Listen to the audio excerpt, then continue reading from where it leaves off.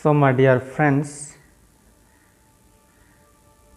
we have seen the truth, and also there we have seen how do we know the truth, right? We have seen some theories of truth which helped us to understand whether the knowledge is true or false, right?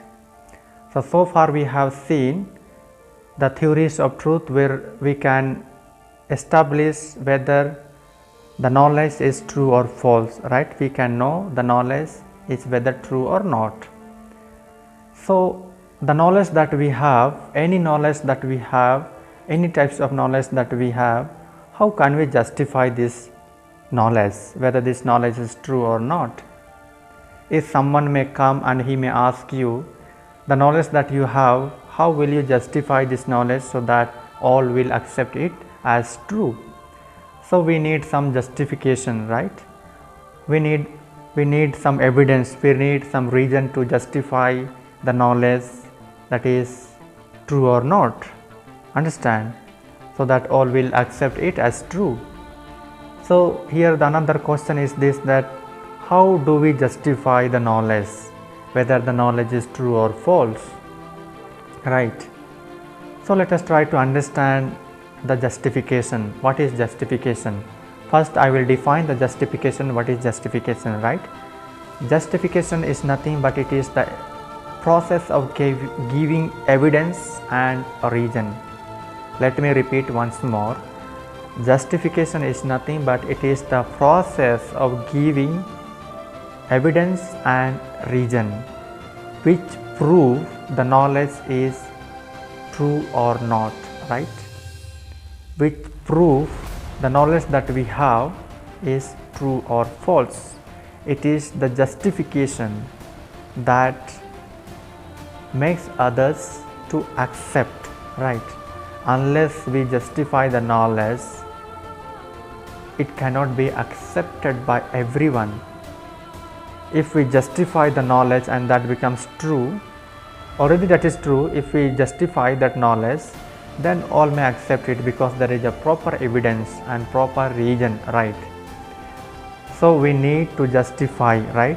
Any knowledge that we have, we must to tell the reason and we must give the evidence of that particular knowledge. If we are failed to give justification, then that is cannot be accepted by everyone, right? And therefore any knowledge that we have, let us try to check ourselves, am I able to justify the knowledge that I have? Am I able to give evidence and reasons to others so that they may also believe in my knowledge, right? In my belief. So there are certain theories of justifications, right? And all those theories is nothing but they deal about the process of giving evidence and reason. How do we justify the knowledge that we have? How can we justify? How can we give evidence? How can we give reason to our belief in order to justify so that others also may accept it, right? If I say this is pen, I say this is pen, how will you justify this is pen, right? How will you tell others that this is pen, right? You need to give proper evidence, you need to give proper reason that this is pen, then only he will accept it as it is pen. If you are failed in giving evidence and reason, then the knowledge that you have, it may be false, right? So any knowledge that we have, that we need to give justification. If we don't have justification, if we don't give justification, then that cannot be accepted by everyone. Today look at the science, right? Science is justified knowledge. Science gives proof, science gives proper evidence and reason, and then we all accept that science is as true, right? So let us see the theories of justifications. The first theories of justification is this: foundationalism. Foundationalism is nothing but we need to understand the foundation, right? In order to build a house, we need foundation, right? We need ground where we dig deeper and deeper upon which we build the house, so that foundation, that ground may sustain the house. It may not allow house to collapse. In the same way, in foundationalism, there are two types of belief: basic belief and non-basic belief. Basic belief is a kind of foundation, right? Basic belief is a kind of foundation that justifies the non-basic belief. So non-basic belief is supported by basic belief, by foundation, right? We have seen the house, it is a ground that has supported the house, and it's the ground, the foundation, that does not allow house to collapse, right? In the same way, in foundationalism, there are two types of belief: basic belief and non-basic belief. Basic belief supports non-basic belief. So basic belief justifies non-basic belief. Basic belief gives support to non-basic belief. In simple way, non-basic belief is supported by basic belief, right? So let us try to know there is one basic belief, one foundation upon which the other beliefs are built and other beliefs are supported, right? So in that way, the belief is justified. So basic belief is non-basic belief is justified by basic belief, right? All the non-basic belief are justified by the basic belief. So let us take any example. This example will help us to understand clearly, right? Let us take one example. We say killing is bad, right? We say killing is bad. How do you justify that killing is bad? Though you made the statement killing is bad, then you give proper reason and proper evidence so that the statement that you have made is true. How will you justify it, right? So we can justify it by basic belief, right? By foundation. There is a foundation that says killing is bad. For example, as I said, okay, killing is bad. How can you say that killing is bad? Because you can justify it, because there is a scripture that says killing is bad. In Christianity, we find the 10 commandments, and one of the commandments says that killing is bad, right? So in that way, your statement killing is bad is justified by that foundation. Foundation is the scripture that says killing is bad. So the non-basic belief, non-basic belief that you have made, your non-basic belief is justified by the basic belief, right? That basic belief is the foundation where the scripture says killing is bad. So I say killing is bad. So my statement is justified by the scripture that is grounded, that basic belief justifies my basic belief, right? So this is foundationalism. Now coherentism. Coherentism is just opposite to foundationalism. In foundationalism, we have seen one basic belief and non-basic belief is supported by that basic belief, right? One foundation, and that foundation supports or justifies the other belief. Whereas contextualism says differently. It says there is no any proper basic belief, there is no any proper foundation by which we can justify our belief. Let me tell you, the contextualism, it says that belief is justified by some other set of beliefs. Once more I repeat, belief is justified by other set of beliefs, right? So set of beliefs justify belief. Let me give you one example, and this example is very clear for you, and this example will help you to understand this theory of justification, that is coherentism, right?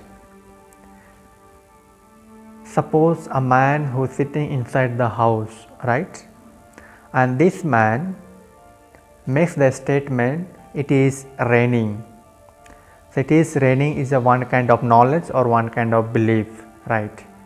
So this belief, how he can justify that it is raining is true, right? How he can justify this belief as true, right? So the man sitting inside the house and making a statement, it is raining. He justifies this belief, it is raining, by looking at the rain, right? And also he can justify this belief by looking at the ground getting wet, right? And also he can justify this belief by hearing the sound of rain on the roof, right? And also he can justify this belief because he sees his mother coming from the outside, entering the house and getting wet. So all these beliefs have justified the statement, it is raining, made by that particular man, right? So here we see that there is no one basic foundation that justifies the belief, but there are many beliefs which are justifying the belief, whether it is raining or not, right? It is raining, this is justified by many other beliefs, right? It is raining because he sees is one belief by which he justifies. It is raining because I can hear the sound of raining on my roof, right? By that this man justifies his belief, and also he can justify by looking at the ground getting wet, right? So there are many basic beliefs that justify the belief. There is no proper one foundation that justify, but there are many beliefs that is justifying the belief. So here by this example it is clear, right? What is coherentism? So there is no proper foundation, but there are many beliefs that can justify the knowledge, that can justify the belief. Therefore the statement says belief is justified by some other set of beliefs. Those set of beliefs justify the belief. Understand? So now let us go to next theory, that is contextualism, right? This is contextualism. Now this justification of theory, what does it say, right? Here we find in this theory, in this justification of theory, we find all kind of dogma belief, right? All kind of religious belief. So in contextualism there are certain dogma beliefs and religious belief that is justified by certain number of people, right? For example, let us take, we say God exists, right? We say God exists. Then how we will justify God exists so that others also may consider it as true, right? We need proper evidence whether God exists or not. We need proper reason whether God exists or not, right? We need to give certain evidence and reason to tell others so that your belief may be justified. Yeah, how can you justify your belief? Simple way.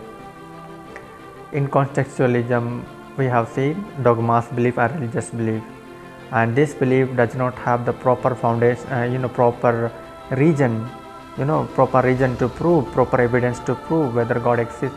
We say God exists, so it does not have the proper reason and evidence to prove God exists or not, right? But here some beliefs like religious belief and dogmas is justified by certain number of people. As I said, God exists. Then this belief that I have can justify, because there are certain number of people who believe in the existence of God. So my belief God exists is justified by the certain number of people who believe in existence of God. Since they believe in existence of God, I believe in existence of God. That means my belief is justified by certain number of people, right? So this is, this is called contextualism. Now let us see another theory. So reliable method, right? Reliable process. Reliable process is nothing but it is, we can understand in this way, from where the knowledge is caused. And if that method or process is repeated again and again, then we find the same result, right? So let me give you an example. Unless I if I close my eyes, I cannot know what is in my hand, right? I may pick up anything, and if I don't see, I do not know what object is in my hand unless I see it, right? So reliable method is nothing but it is something from where the knowledge is caused. We know anything from our region and from our senses, right? We know something from reliable process. Reliable process means we see and we know, right? That is the reliable process. And if that process is repeated again and again, we find the same result. So any knowledge that we have, and if that process of knowing, if any knowledge that we have, and if that method, if that reliable process is repeated again and again, we find the same result, right? So in that way, the knowledge is justified, the belief is justified by reliable process, we can say. And also we can say the knowledge is justified by reliable method, right? Suppose I see this object, right? I see this object and I say this is pen. Again I close my eyes, again I open, again I make the statement, this is pen. So as many times I open and close, but I see the same result, I find the same result, that this is pen, right? So in that way, the reliable method is repeated again and again, and I have found the same result. That means I see this object as pen, it is pen, and as many times I closed my eyes and opened my eyes, I found the same result, and I made this, and then the knowledge that I have, this is pen, is justified by my reliable method, right? Then it is true, and I have given, through this I can justify any knowledge that I have, right? So reliable method is nothing but when the knowledge is justified in this process, in this theory, when the reliable method is repeated again and again and the same result is found, then the knowledge is justified. So let me give you one statement by which we can understand it nicely, right? Knowledge is justified by reliable process. Knowledge is justified by reliable method. So these are the theories of justification on which we can justify,